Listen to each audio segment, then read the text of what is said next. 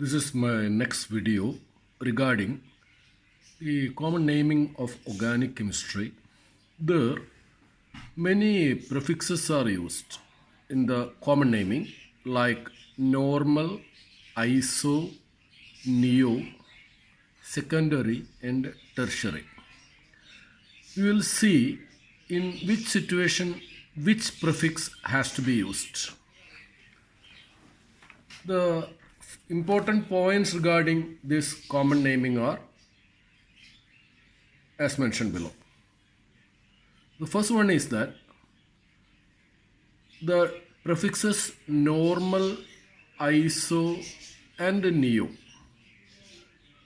they are used for alkanes as well as alkyl groups.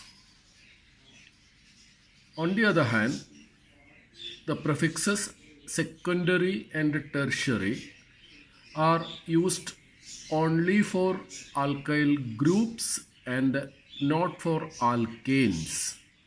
So, for instance, you can have neopentane or you can have neopentyl alcohol, but you can have secondary pentyl alcohol, but there is nothing called secondary pentane.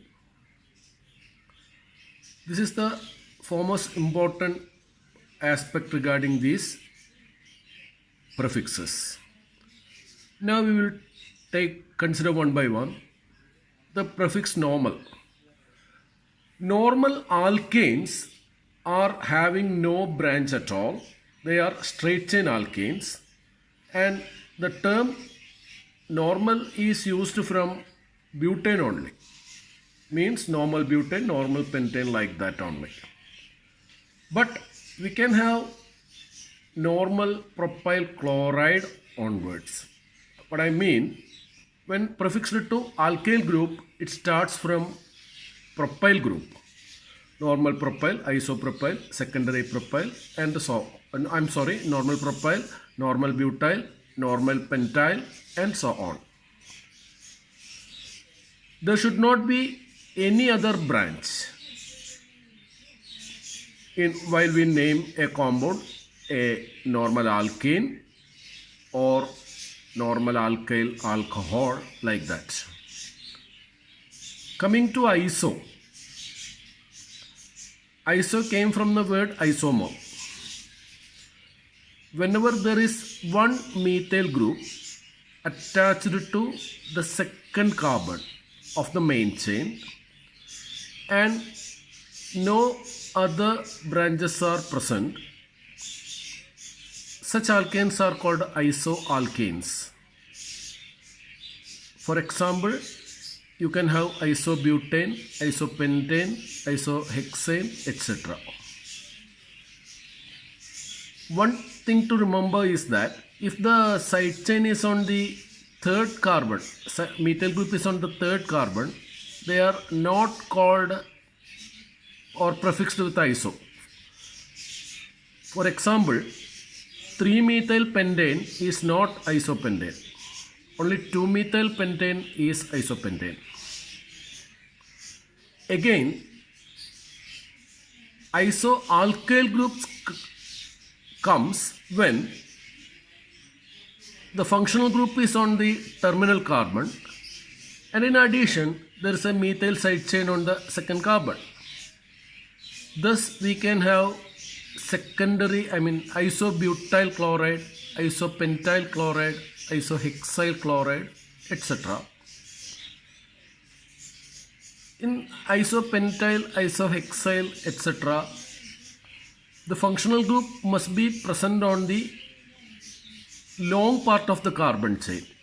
What I mean, suppose we have a 6-carbon straight chain and chlorine on the terminal carbon. Then the side chain methyl should not be present on the next carbon to the locant carbon.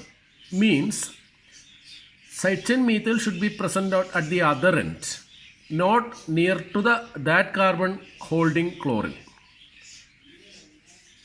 That's about the name iso.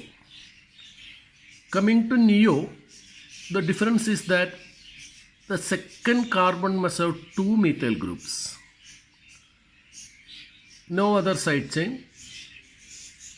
For instance, you have neopentane, neohexane, neoheptane, and so on. In all the situations, the two methyl groups should be on the second carbon and nowhere else. Likewise, we can have neopentyl chloride, neohexyl chloride, neoheptyl chloride, etc.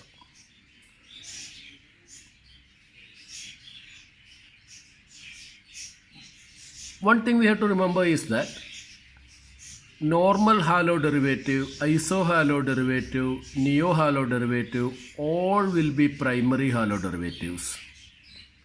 So one may even say that normal, iso and neo compounds are three sections of primary substituted compounds.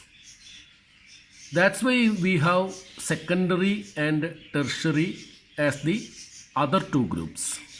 So actually we have primary, secondary, tertiary, where primary is subdivided into normal, iso and neo.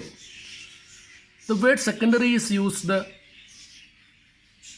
only when the parent chain has no other side chain but only functional group on any non-terminal carbon. A straight chain and a functional group on any non-terminal carbon. It need not be on the second carbon. It can be on the third carbon. The word secondary does not mean second. It only means that the locant carbon is secondary. So 2-methyl pentane and 3-methyl pentane both are secondary pentyl chlorides.